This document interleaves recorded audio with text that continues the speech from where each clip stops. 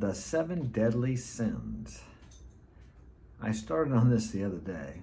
And let me clarify, when I say the 7 deadly sins, I'm not getting into religion of any kind. When I say sin, to me it means character defects or shortcomings. It's not some dreaded thing that's going to land you in the pit of hell. If you believe that, that's fine. I don't believe that. I believe that you may land in the pit of hell, but it will be a hell on earth, because if you practice these, let's say, sins, it causes you to feel a separation from other people, from humanity, a loneliness, separation from God, if you like. Whatever connects you with life. Now, we all dip into these occasionally. No one is perfect. I don't think if we were perfect, we wouldn't be here. Maybe we would, I'm not sure. So last week we talked about pride and greed, and now I'm going to focus on wrath and envy. Wrath would be like in terms of wanting to get revenge, to be angry at someone. It would be a form of resentment. Maybe you never carry out the actual action to get revenge or to express your wrath upon someone. But in your mind, you're thinking about, you want something to happen to them.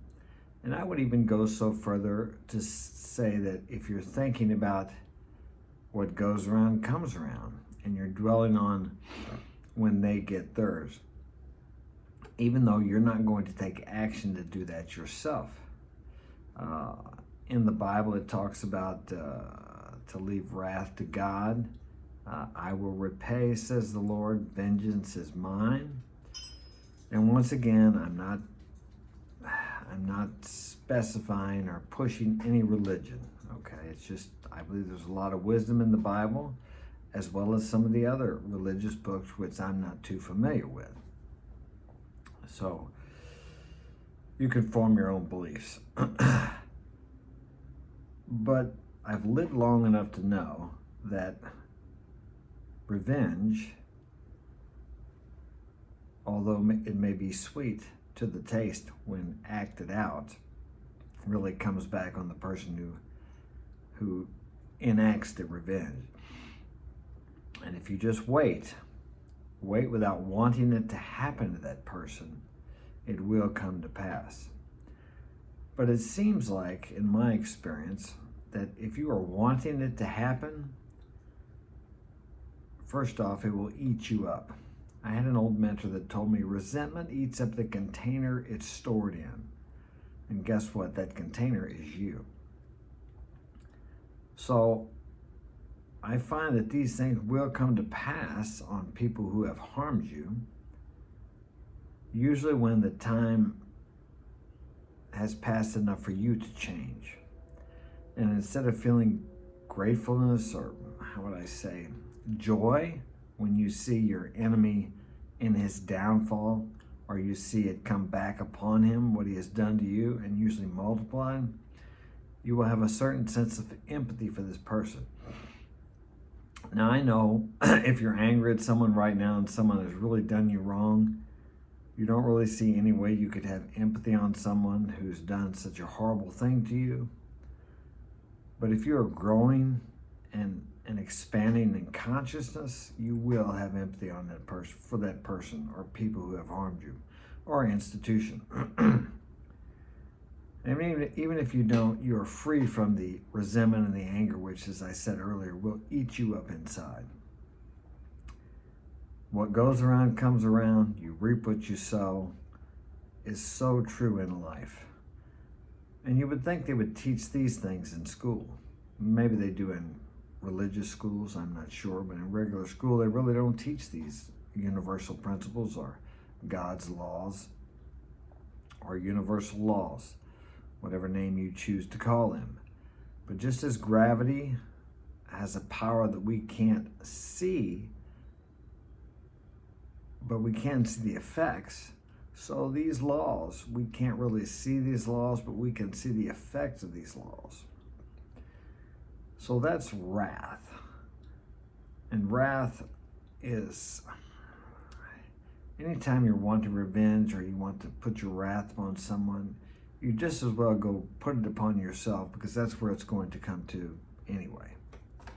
Now, the next one we're going to talk about is envy. Now, I'm going to look up, I know what that means, but I want to look up and see what the definition here is of envy.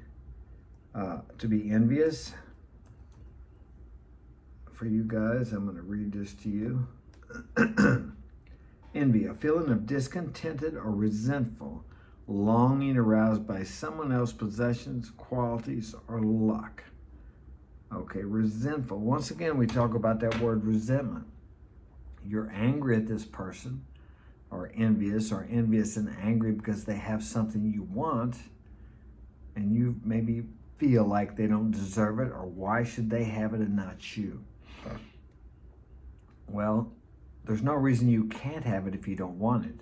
But once again, any kind of negative energy, any kind of negative feeling is going to probably motivate you to spend more time being angry than working for what you want. I can't say that I never feel that. It's not something that I struggle with a lot, just like the wrath or wanting to get revenge. I ponder those thoughts in my head at times, but I realize those thoughts don't do anything to help me move towards my goals.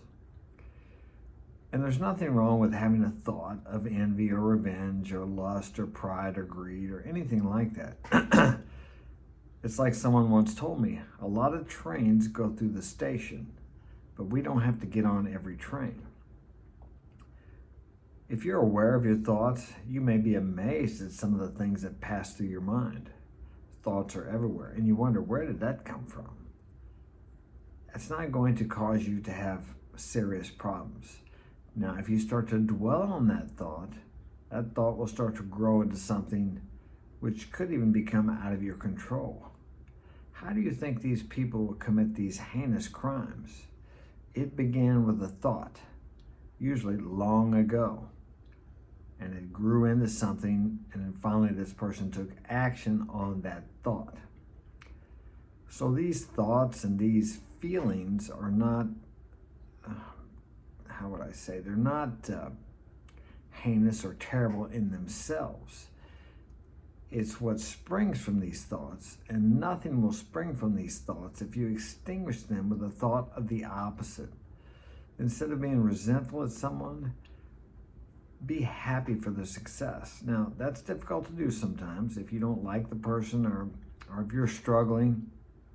And this is one of the things, the 7 deadly sins that you struggle with, is envy, wanting something that someone else has. Now, you may not be envious enough to steal or to, let's say, gossip about this person or say something bad about him, hoping he'll lose what he has. But you don't actually have to take that action for it to be detrimental to your success. The opposite of this would be to try to be happy for their success, to actually wish them more success. Now, you're not really doing that for them, you're doing that for yourself, because that releases you from those envious, resentful thoughts. Now, you may not feel it, but you can just intentionally say, I hope he gets more success. I'm really happy for his success. I know that sounds ridiculous or stupid. You could even see it as a prayer for his extended success, or his having even more success. And you don't do this for them. You really don't do this so they will have more success. You do this to release yourself from that anger and that resentment and that envy that will eat you up inside. And it doesn't hurt the other person, it hurts you. But these are all things we have to struggle with. Some of you suffer more from envy than others. It's not a big thing I have trouble with, although I do feel it creeping into me sometimes when I see someone. I give an example, Grant Cardone. I don't know if I'm envious of him, but he gets on my nerves. Because he gets on my nerves and there's something about him that annoys me, I bought his book and I watched some of his stuff. There's something that he does that I do that I'm unable to see in myself because he annoys me. anytime someone annoys you or you admire someone, there's something in you that you are doing the very same thing, or you have the same qualities, or you can achieve and do exactly what they do. Maybe I'm annoyed because I'm not as successful as he is financially. I'm not really sure what it is, but there's a message for you when someone gets under your skin. And it's not always just to stay away from that person. There's something deeper than that. They are messengers telling you something about yourself that you need to at least accept about yourself. And it doesn't always have to be something bad. It can be something good. If you see successful people, when you watch that person run on the track or run down the football field or whatever it happens to be for you, and you get that feeling of admiration and, man, it's great, you have the capability in you to do something of equal value as that person. Otherwise, you could not recognize it in them. So there's a good side and a bad side to that. So don't beat yourself up just because sometimes people annoy you, or because you see someone that you really admire and you think, I could never be like that. As I said, you would not be able to see it in the other person were you not capable of doing it, or were you not doing it already. Everyone is you pushed out, as Neville Goddard says. Everyone is a reflection, or they are reflecting back to you who you are. We draw into our lives people, places, things, and situations which reflect who we are. If you look around at your environment right now, whether it's loving, hateful, prosperous, lacking, that is a reflection of something inside of you, a reflection of what's going on in your consciousness at this very moment. You're responsible for everything that happens to you. I know that's hard to accept sometimes, because then you have to take complete responsibility. We have a lot of people that want to be victims. They want to blame everybody else. And I understand that sometimes my first reaction is to blame, but I have to ask myself, how did I put myself in that position? For example, we had a hailstorm last night. It was pretty big. I mean, it just really knocked off some limbs. I'm sure there was some car damage. I know there was damage on shingles, and I'm sure I had some damage on my shingles here on my home. Now, you could say, Mark, how could you be responsible for that? You don't control the weather. I don't know, but I do control where I live. I chose to live here in Missouri, and we have some severe storms here, tornadoes, different things like that. Now, when I lived in Latin America, I was on a fault line and lived really close to some active volcanoes. Now, we had several earthquakes. Fortunately, I was never hurt, nor my family. But if something happened, I have to take responsibility because I chose to live there. No one forced me to live there. Something drew me there to that place. So that's why I say even natural disasters, you have to take some type of responsibility. That may seem far-fetched, but is it? You choose your destinations, your location. So who is responsible, if not yourself? Just something to think about. Okay, that's all I have for today. Share this with a friend if you think it would be of value to them. And hit that like button and subscribe if you haven't already. I'm glad you're here, because if you weren't here, why would I be here? Take care. Have a great day.